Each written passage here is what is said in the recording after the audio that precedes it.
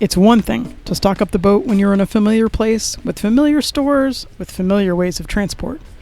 When you've got as much time as you need to plan, scout, shop, and even stow the stuff on board.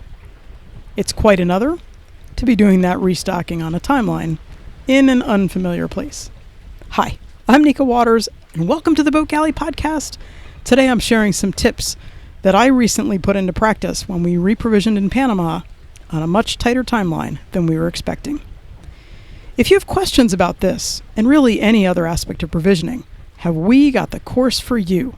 The Boat Galley's Provisioning, Meal Planning, and Food Storage course, which is a much expanded version of what I've taught at Cruisers University for years, is available now. And a special discount for podcast listeners, you get 10% off with the code PODCAST, PODCAST. Check out theboatgalley.com for all your cruising questions. I've done restocking before. I've had to restock the boat in the Dominican Republic, Puerto Rico, Grenada, Trinidad, Venezuela, years and years ago. And from those, you'd think that possibly I'd learned the lesson that you need to buy it when you see it, but that's a whole different conversation. Clearly, I haven't quite learned that one. But back then, the budget was the driving force. I'm sure that I spent an obscene amount of time comparing prices because 10 cents saved on every can added up if I was buying 100 cans.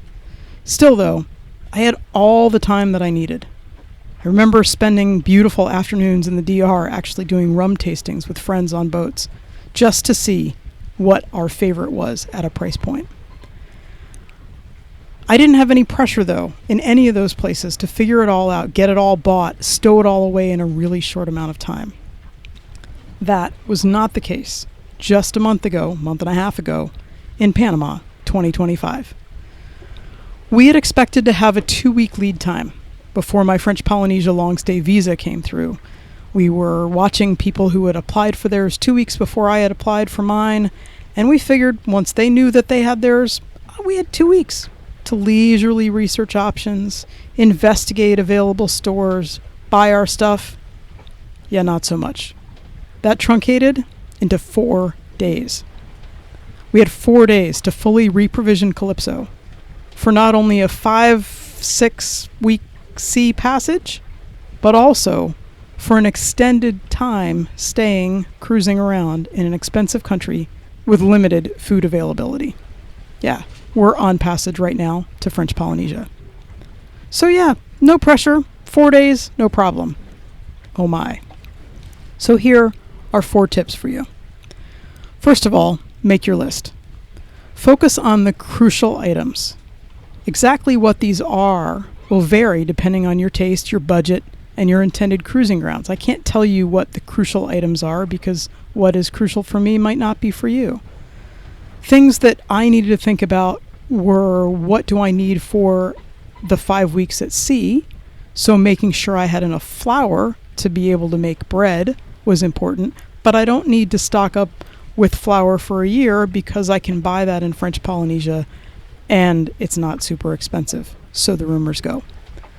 Items like coffee, rum, wine, beer topped the list of things that are expensive and not very good. Other things that I wanted to make sure that I had were canned items that would fit in the cabinets. I might as well take advantage of inexpensive prices comparatively in Panama, make sure that my cabinets are full, my lockers are full with food, and toiletries. Those are important to me too. That doesn't mean those are the only things that we bought, but those were the things that I was very much focusing on. Oh, and the need for enough dried milk to be able to make yogurt. Again, so my list was, I need to know what I've got, what I need for 5-6 weeks at sea, but also things that I might want to make sure that I have when we get to French Polynesia. Secondly, much easier in this day and age of the internet and be able to research things ahead of time, but understand what your shopping options are. And if you have a limited amount of time, knock places off of that list that might not give you as much bang for the buck as you want. I had expected to have time to check out PriceSmart, which is a local Costco equivalent, and Casa de Jamon, among all the other grocery stores that were available to me in Panama City.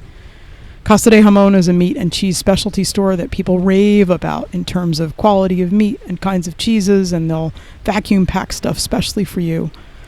But a little internet research ahead of time, remember, I only had 4 days, little internet research revealed that PriceSmart didn't really carry the few things that I was really looking for from there. I don't have room to carry great big monster sizes of things, so I need case quantities of smaller size items.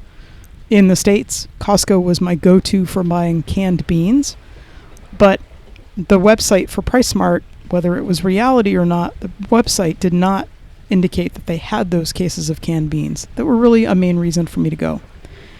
And Casa de Jamon was pretty limited in what they offered, given that I needed to provision the whole boat and not just those specific things. And I just didn't have time to go to spots that were highly unlikely to be vastly fruitful. Even if the cost savings might have been tremendous, at this point, with 4 days, it's not that budget wasn't important, but time really factored in. A third tip, figure out how much you can carry at one time.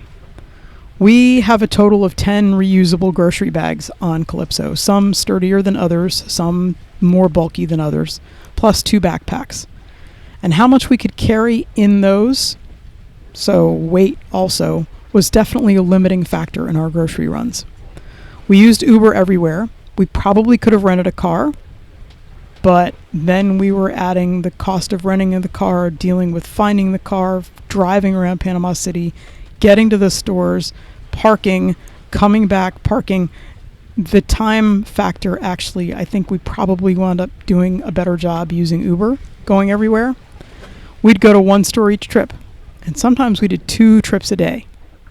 We didn't find one grocery store where we could get everything on our list, and that load carrying capacity would have meant we needed to do multiple trips in any case. Number 4, buy fresh stuff last. This is not an unfamiliar tip, probably one that you used yourself when you were provisioning in a familiar place. But our very last day before leaving involved one last grocery store run, and then a stop at the Neri Market, which is a large fresh market in Panama City, before heading back to the boat to finalize the stowage. Yeah, if we'd had more time to provision leisurely, we might have spent a bit less money. Might have been a little less frazzled. We certainly had a few, oh boy, I'm exhausted evenings. We might have found a few more, ooh, cool, look, something we can only find in Panama treats. As it was, though, we've got a fully stocked boat with lots of goodies aboard, even after 4 weeks at sea. Only about 4 more days left. Unbelievable. Bring on the islands. I can't wait to share an anchorage with you somewhere in French Polynesia, and we can toast to our incredible good fortune at being able to live this amazing lifestyle, even if sometimes grocery shopping takes a little longer than you might have thought. Thank you so much for listening to the Boat Galley podcast. We love hearing from our listeners. I got a great email from Ben the other day, and I'm looking forward to answering your question, Ben, in a future podcast. We love it when you share us with your friends. We love it when we know that we've helped you make boat life just a little bit better. Have the most spectacular week.